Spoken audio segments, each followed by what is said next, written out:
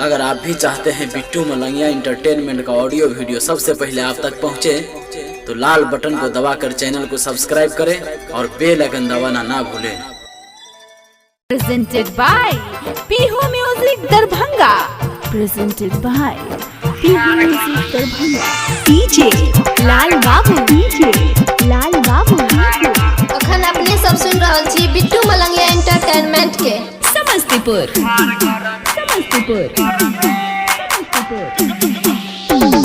मिले आई है बारी में, चल चल ये सब काम नहीं मिला छो धरबो अखबारी में। बाप रे बाप, आप देख ले की कर मिले आई है बारी में, चल चल ये सब काम नहीं मिला छो धरबो अखबारी में। बाप रे बाप, आप देख ले की कर मिले आई है बारी में, धरबो अखबारी में। मिले आई है बारी में, धरबो अखबारी में।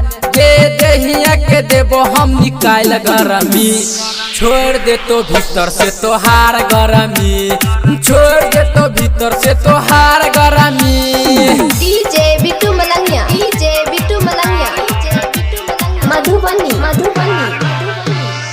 Presented by Pihu Music Darbhanga.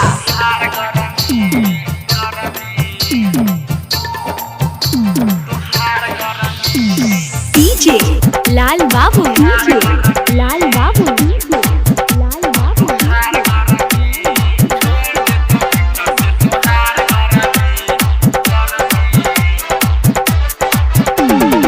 Samastipur.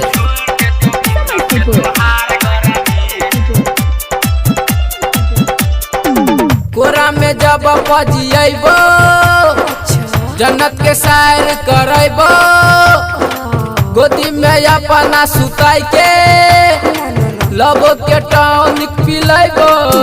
आई तो के करो ना याद हो तो जब मुलाकात, तोरा संग में गे छौरी करबो मीठी मीठी बात। हे गैला गैबो जवनिया में कुल डरामी, छोड़ दे तो भीतर से तोहार गरमी, छोड़ दे तो भीतर से तोहार गरमी। DJ Bittu Malangiya, DJ Bittu Malangiya, Madhubani Madhubani.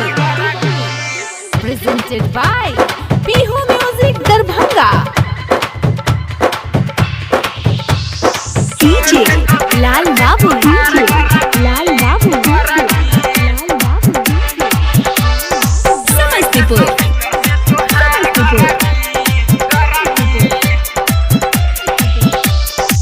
मिले न एक बेर अकेला, नहीं रे बुआ, समय बड़ खराब छे। हो तो न कोनो झमेला,